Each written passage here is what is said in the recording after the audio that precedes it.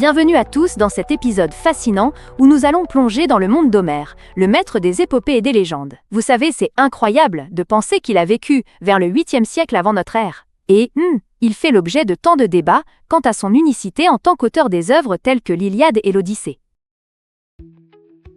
Attendez, ça veut dire qu'il y a des gens qui croient qu'il n'a pas écrit tout ça tout seul? Waouh, c'est des problèmes à tout?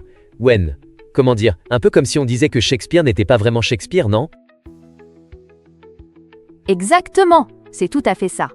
Plusieurs cités, comme Chios et Athènes, revendiquent son origine. Vous imaginez? C'est un peu comme si chaque province revendiquait une part de pizza dans la grande HHMM, pizza de la littérature. Et à Chios, il a même un véritable culte où des aèdes chantent ses œuvres.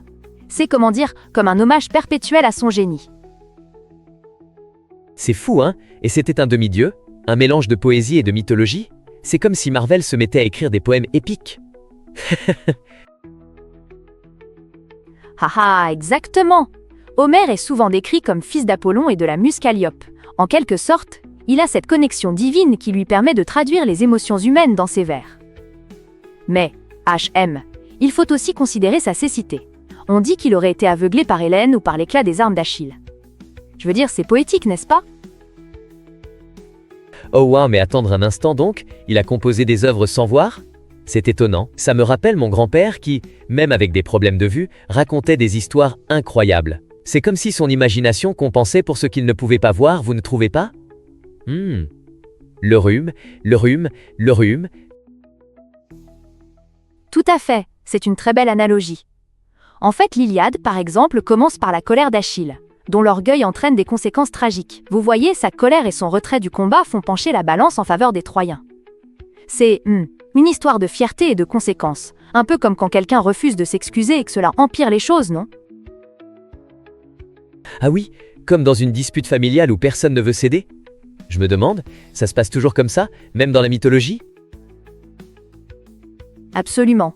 Les héros sont souvent confrontés à des choix qui sont à la fois personnels et universels. Et puis, quand on parle de l'Odyssée, on se plonge dans le voyage d'Ulysse, ses épreuves avec des monstres. Vous savez, ces créatures mythologiques, c'est un peu comme un voyage d'aventure moderne, un road trip où les piétons n'ont pas de GPS et se retrouvent perdus au milieu de dragons et sirènes. Ah, j'adore ça. Un road trip où il faut combattre des monstres. Cela évoque des idées de films d'aventure modernes. Mais comme, quel genre de monstres par exemple? Je veux dire, sont-ils comme des araignées géantes ou quelque chose de plus fou? Oh bien pire! Ulysse rencontre des sirènes qui chantent pour attirer les marins vers leur doom. C'est un peu, paradoxalement séduisant, non? Comme ces pubs sur internet qui te font exactement l'inverse de ce qu'elles promettent. Et après avoir affronté tant de défis, Ulysse finit par rentrer chez lui, mais il doit faire face aux prétendants de sa femme Pénélope. Oh là là, c'est comme un épisode de télé-réalité où le mari revient et il doit gérer une bande de, je ne sais pas, des squatteurs ou quelque chose. Ça doit être dramatique. Haha, vous pourriez dire ça! En effet, la tension est à son comble.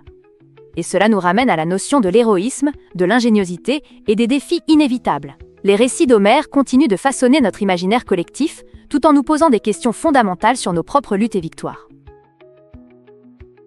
Waouh, c'est vraiment captivant. Mais dites-moi, à quel point l'influence d'Homère se ressent-elle dans notre culture actuelle? Est-ce que les écrivains d'aujourd'hui s'inspirent encore de ses œuvres? Je suis curieux. Vous seriez surpris! Beaucoup d'écrivains contemporains puisent dans l'héritage d'Homère, que ce soit en termes de structure narrative, de thèmes universels ou même de la richesse des personnages. C'est incroyable comment ces récits anciens résonnent encore aujourd'hui. C'est tellement intéressant.